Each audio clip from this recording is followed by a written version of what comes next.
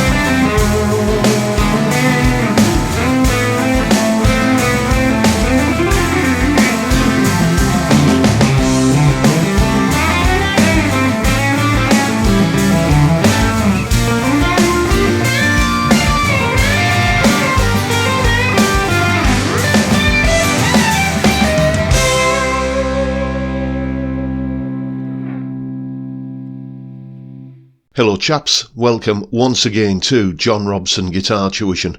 As always, I do hope you're well. Now that little solo that you just heard there was me having a bit of a noodle around over the top of the chord sequence from Wednesday's video where we were looking at secondary dominant chords, and if you don't know what they are, then check out the video, it's linked in the description. Basically, I love playing over that type of chord sequence because these extra chords that you're putting into the chord sequence give you like more notes that you can use in your lead guitar part. You've got more colours on your palette, as it were. Incidentally, people often ask, what were you plugged into to get that tone or this tone or whatever when I do these videos? And I often forget to do that. So today, I'll tell you, I was using this preset in Positive Grid Bias Amp 2, their emulation of the Diesel VH4 amp, which is, to my ears, it sounds very much like a Marshall JTM 45 that's had an extra Weetabix that morning. Anyway, that's what I was plugged into. Now let's have a listen to and a look at what I was doing and how I was thinking when I was playing the solo. Okay, this is the chord sequence we're playing over here, and you can see I've broken it down into three different categories.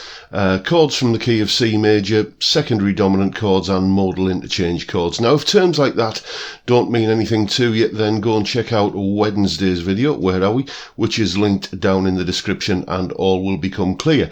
Briefly, what's going on with the chord sequence is that it's mainly in the key of C major, but we're using a couple of little songwriting tricks and dodges to add in chords from outside the key of C major, and that's the modal interchange and secondary dominant stuff. So anyway, because it's largely in the key of C major, that means I can use the C major scale.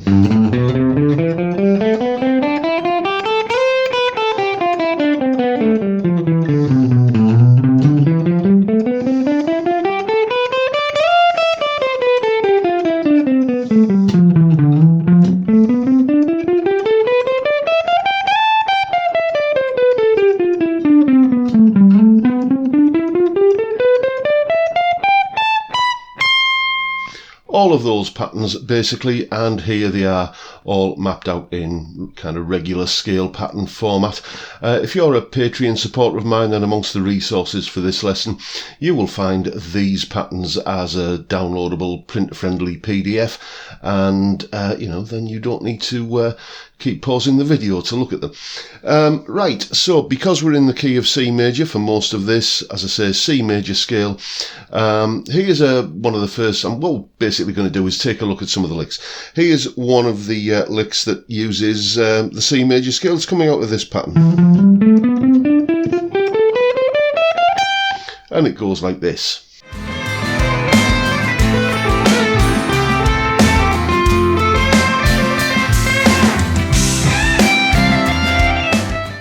And here's another C major scale lick where I do add a couple of extra notes, just some chromatic passing notes. For instance, I do this note here, which is from the scale, and this note here is from the scale, and so is this one. But, you know, I link those two notes with a chromatic note in the middle. And then I do some sort of chicken picking, hybrid picking sort of stuff. And again, you can see the chromatic thing coming in there like that. Just a little kind of colourful passing note sort of thing. Here's the lick anyway.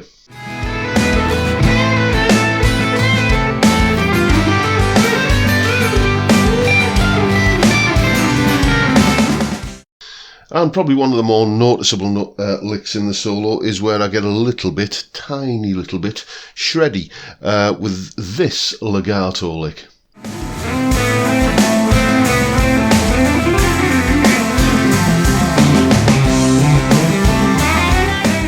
So what's going on there is I'm just basically kind of slithering around doing hammer-ons and pull-offs in this area of the neck here.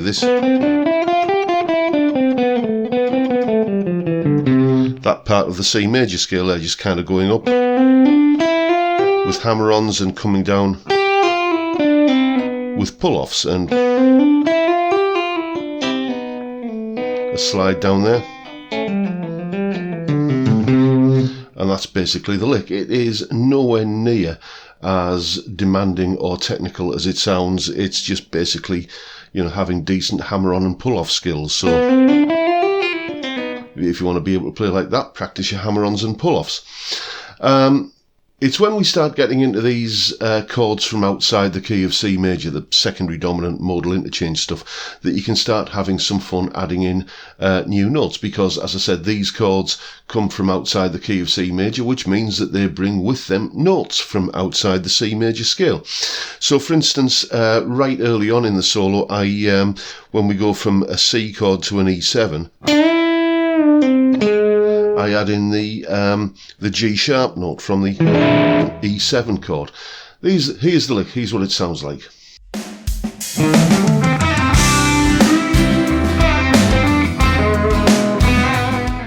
And then probably one of my favourite licks in the solo, when I was playing it, it just seemed to tumble out of my fingers, and I thought, oh, that sounds nice, was this one here, where we're playing over an F to an F minor chord.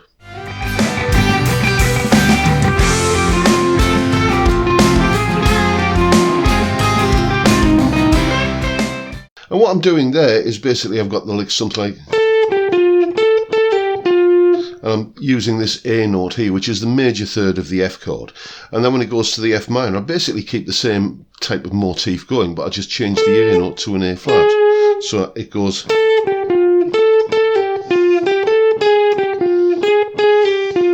Something like that. And to me, it just sounded really nice as I was playing it. I was quite pleased with that one.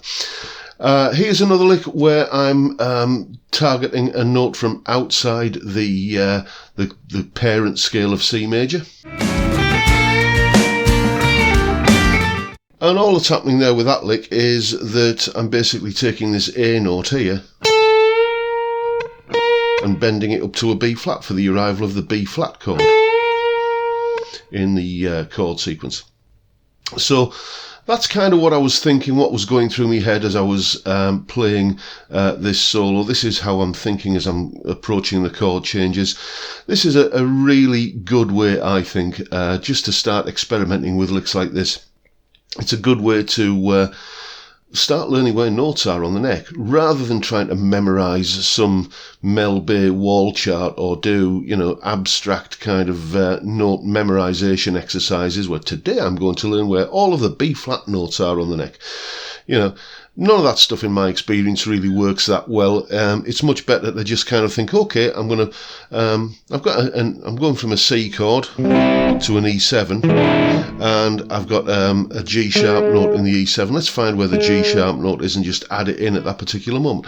And because you get the payoff of the note making you sound good, it's like just, you know, giving you a little bit of a pat on the back, and the knowledge, the newfound knowledge of that being a G sharp note stays with you much more easily. And if you do it with the next chord and the next chord and the next chord, you start to get a much more 360 degree view of the neck, where knowing where all the notes are, and it just accumulates over time.